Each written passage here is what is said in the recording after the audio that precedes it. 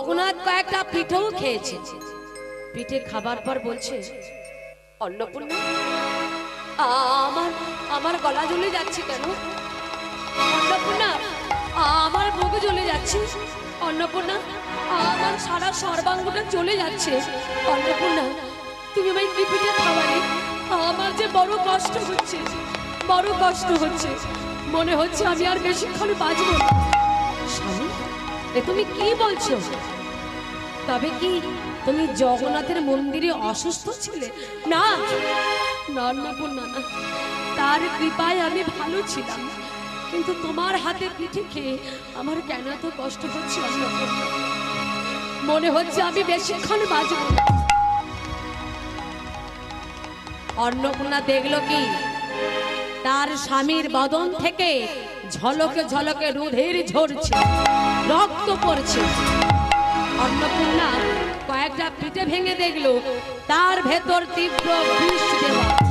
স্বামী গো, তুমি আর পিঠে খেও না, এই পিঠের ভেতর বিষ দেওয়া আছে। ছুটে গেল বাবার কাছে অন্নপূর্ণা। বাবা, সত্য করে বলো, তুমি আমার মাথায় হাতে রেখে সত্য করে বলো বাবা, তুমি আমার তৈরি করা পিঠের ভেতর বিষ দিয়েছ? হ্যাঁ অন্নপূর্ণা, বেশ আমি দিয়েছি, তোর স্বামীকে আমি মেরেছি। বাবা, এই কাজ তুমি করতে পারলে বাবা? এই কাজ তুমি কেমন করে করলে বাবা? দেখ অন্নপূর্ণা, যদি আমি তোর স্বামীকে না মারতাম তাহলে অন্য জায়গায় আমি তোর কোনোদিন বিবাহ দিতে পারতাম না। এইবার আমি তোর বিয়ে দেব। হে তুমি কেমন বাবা, যে মেয়ের মঙ্গল না আছে মঙ্গল চাও?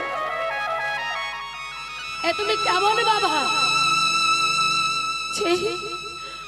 আমার হাতের শাখা সেতের সিঁদুর তুমি কেড়ে দিলে?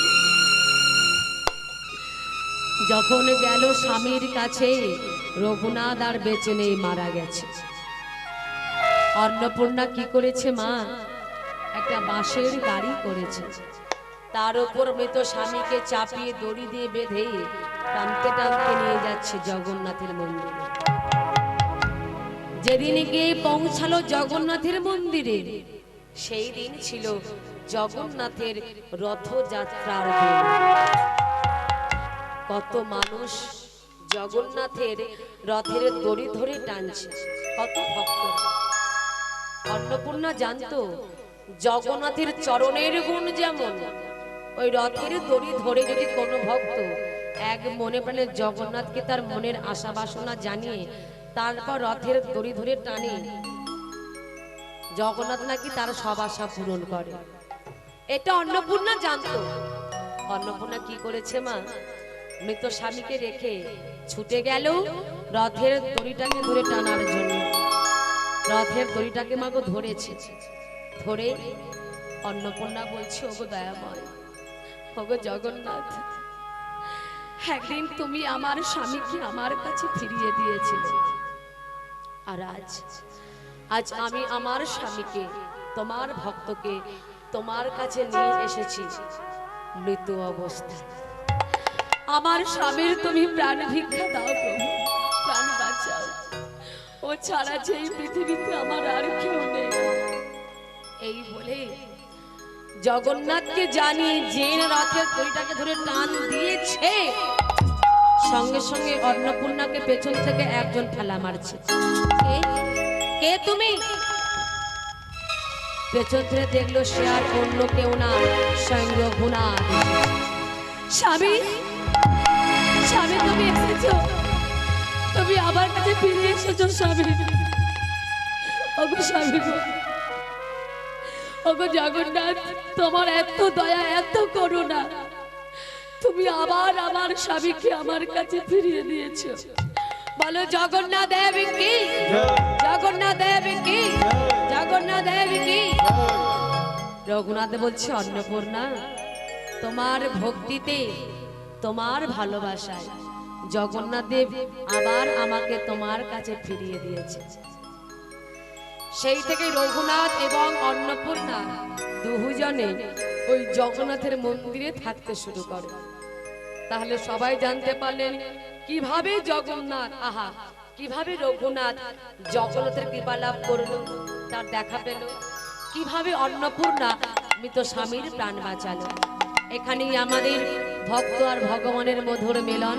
আসুন সবাই মিলে আমরা সে ভক্ত আর ভগবানের মধুর মিলন দর্শন করি। ভক্ত আর ভগবানের মিলন হইল,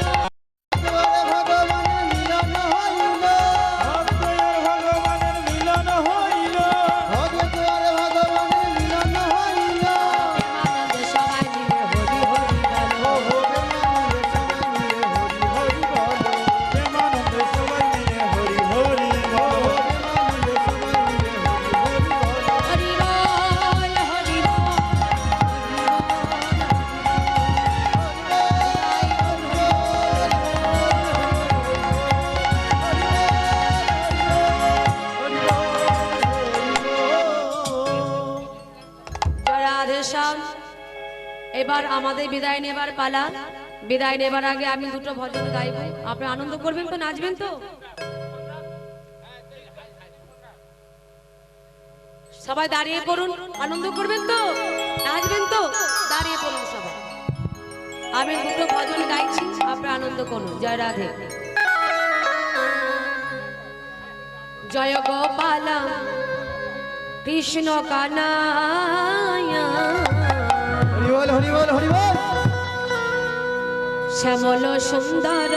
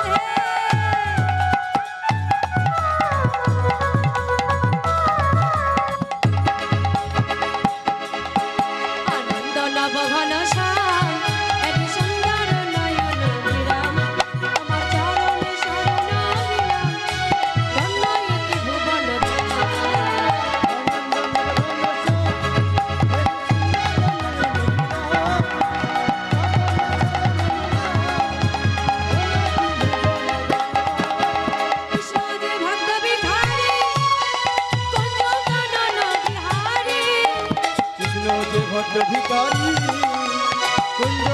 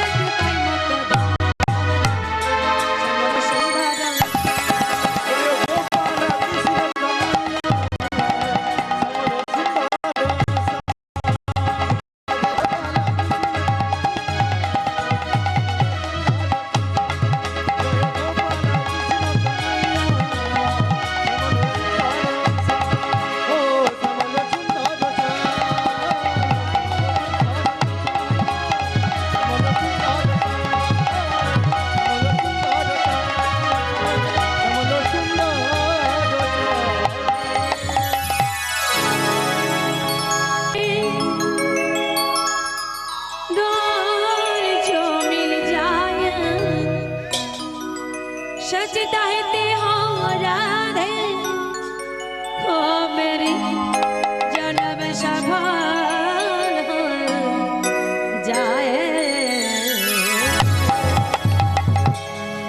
बोलिए राधा रानी की जय हो राधे राधे राधे राधे राधे राधे जपा करो हाँ, कृष्ण नाम रस पिया।